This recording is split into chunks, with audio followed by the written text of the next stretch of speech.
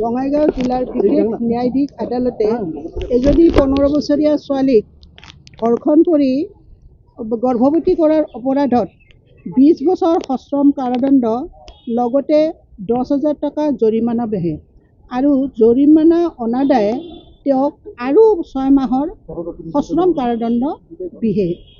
এই ঘটনাটো সংঘটিত হৈছিল আমাৰ বঙাইগাঁও জিলাৰ বৰপাৰাৰ পাহাৰতলীত। এই ঘটনাটোত আছামী জনক চৌধুৰীয়ে ছোৱালীজনীক অজ্ঞাত স্থানত লৈ গৈ ধৰ্ষণ কৰে। তাৰ ফলস্বৰূপে ছোৱালীজনী গৰ্ভৱতী হয় আৰু গৰ্ভৱতী হোৱা কথাটো মাকে গম পাই মেডিকেল আমাৰ বঙাইগাঁও হস্পিটেললৈ লৈ যায় আৰু হস্পিটেলত লৈ গৈ তাইৰ গৰ্ভৱতীটো কনফাৰ্ম কৰে। তাৰপিছত ঘটনাটো গম পাই মাকে পিছদিনা বঙাইগাঁও থানাত এটা এজাহাৰ দাখিল কৰে। এই ঘটনাটো এজাহাৰখন দাখিল কৰে যোৱা 3 মাৰ্চত 2025 চনত।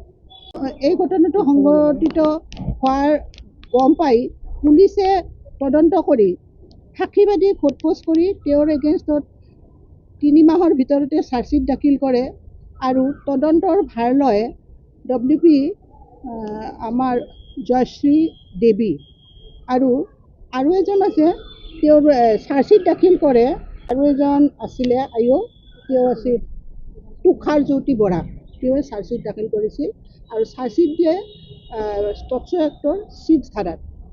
আজি আমাৰ বঙাইগাঁও আদালতৰ স্পেচিয়েল জাজে এই কেছটোত 9জন